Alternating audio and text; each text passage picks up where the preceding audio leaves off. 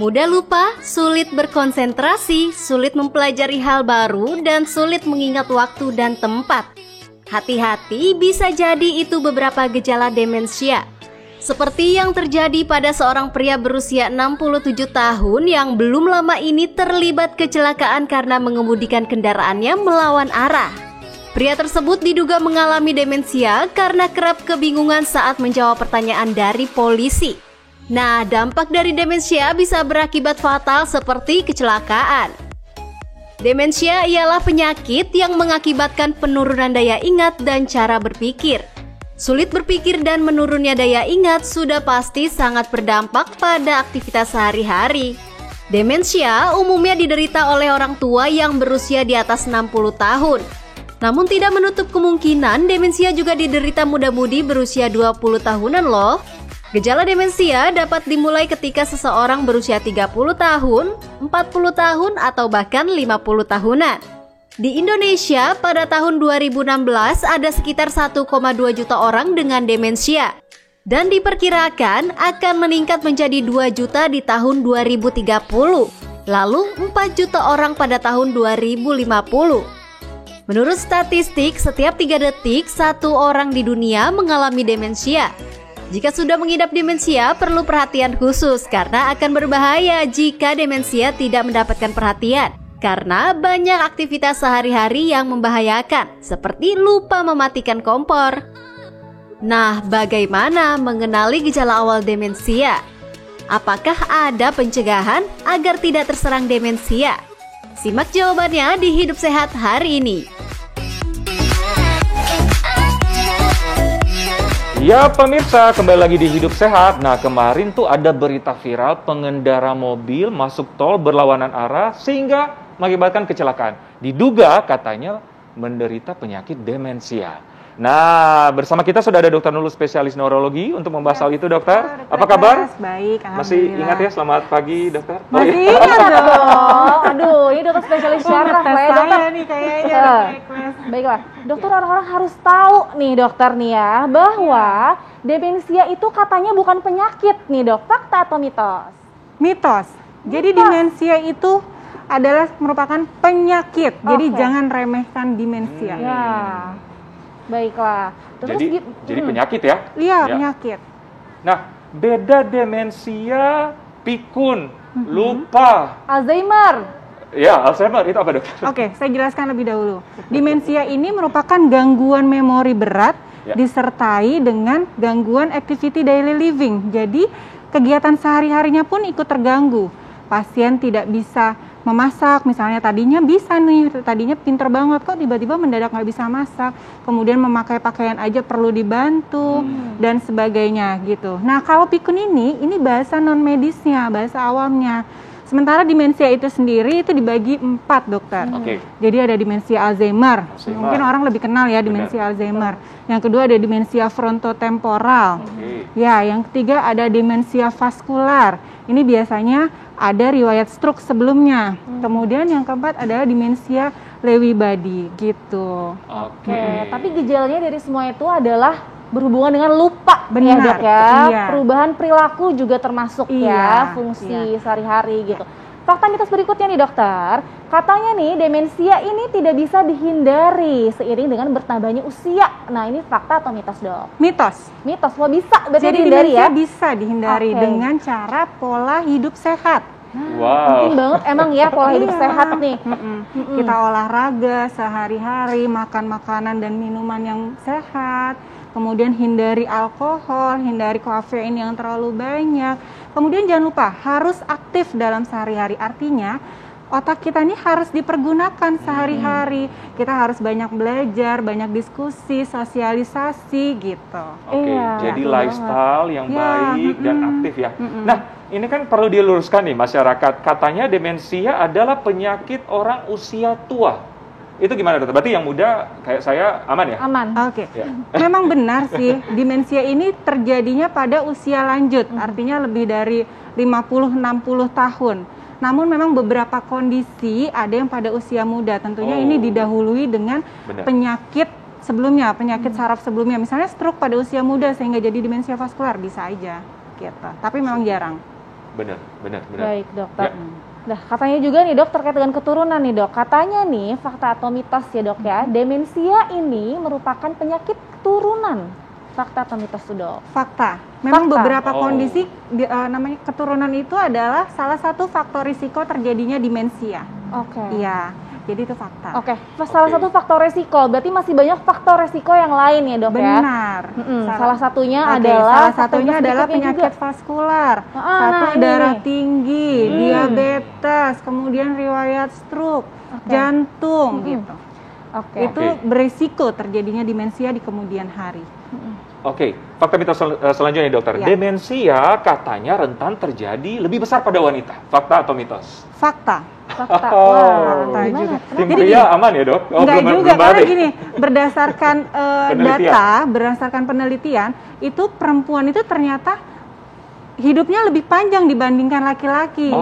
Sehingga karena tadi disebutkan bahwa demensia ini penyakit degeneratif, artinya kan otomatis pasien-pasien wanita itu usia lanjutnya lebih banyak, sehingga memang lebih mudah terkena demensia itu tadi. Yang pertama itu karena kehidupan. Yang kedua adalah karena faktor estrogen itu sendiri. Pada perempuan, estrogen itu sangat berpengaruh terhadap perkembangan otak kita. Nah, perempuan ini kan mengalami menopause.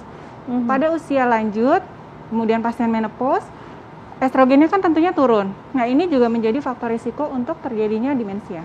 Wah, oke, dokter. Oke, jadi semua harus waspada ya. Semua harus waspada. Dokter, lalu nih dok, bisa nggak sih demensia itu kita tahu?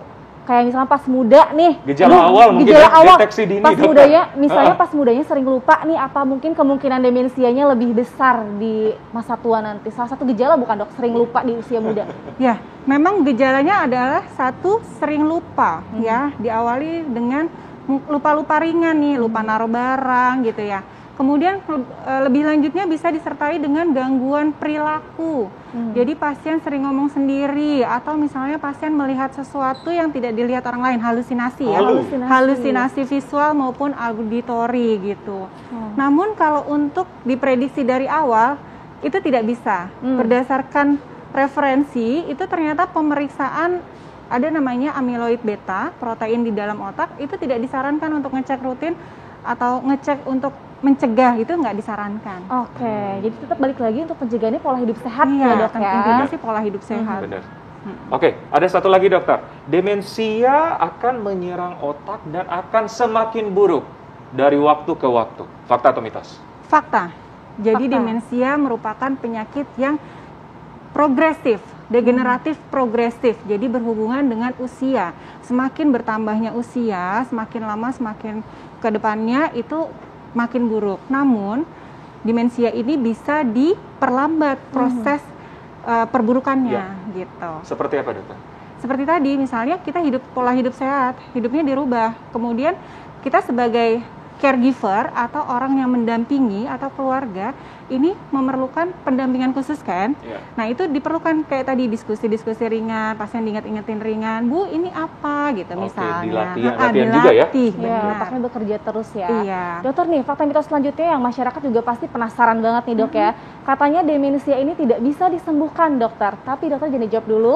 Pemirsa pasti penasaran, jangan kemana-mana, tetap di Hidup Sehat. Ya pemirsa, itu tadi aktivitas yang tanpa kita sadari dapat menurunkan fungsi otak. Jadi kita olahraga, kita aktif, jangan terlalu lama bermain gawai juga ya dokter Eklas. Istirahat sih. Istirahat juga itu penting banget. Tidur cukup ya. Betul, mulai bergerak. Iya betul. Oke, dokter dulu tadi ada pertanyaan yang belum terjawab ya, dokter Sasa ya. Ada fakta mitos berikutnya yaitu katanya demensia tidak bisa disembuhkan. Fakta atau mitos dokter? Fakta. Demensia memang tidak dapat disembuhkan, tapi bisa diperlambat progresivitasnya, gitu. Nah, caranya dok, caranya gimana? Caranya kembali lagi pola hidup sehat tadi. Ya, yang pertama olahraga, poco-poco misalnya dong. Balenggang gitu ya. Kemudian yang kedua, makan makanan yang bergizi, artinya yang banyak mengandung omega 3, kemudian asam folat dan vitamin B. Ya. Kemudian yang ketiga, hindari minum minuman seperti alkohol atau merokok itu juga tidak diperbolehkan, ya. Dan yang terakhir adalah sosialisasi tadi terhadap misalnya keluarga atau tetangga itu dibutuhkan interaksi sosial. Interaksi sosial ternyata perlu ya. Sangat perlu. Baik, jadi walaupun bertambahnya usia, kita tetap aktif nih dengan olahraga, interaksi, silaturahmi, makan dijaga ya. Baik, dokter nih terakhir, fakta mitos selanjutnya dokter. Vitamin dan suplemen nih dari faktor luar ya dok ya, ini katanya dapat mencegah demensia. Fakta atau mitos dokter? Dalam referensi tidak disebutkan dapat mencegah ya. Yang dapat mencegah yang tadi sebelumnya saya sebutkan. Berarti lifestyle yang lebih penting itu lifestyle. Jawabannya berarti mitos. Mitos ya. Namun untuk pengobatan bisa dianjurkan memang minum atau makan vitamin atau suplemen yang mengandung omega 3, kemudian asetilkolin gitu ya. Kemudian yang ketiganya adalah asam folat dan vitamin B seperti itu. Oke, jadi ya setidaknya ya untuk apa ya kebutuhan nutrisi juga ya. Iya, betul. Oke, dokter terakhir nih tips bagi kita mengetahui kalau kita sudah mengalami demensia. Itu yang pertama. Kedua, tips bagi keluarga kita mungkin atau orang terdekat yang menjaga rekannya atau orang terdekatnya yang menderita atau mengalami demensia. Ada dua tips nih dokter. Iya.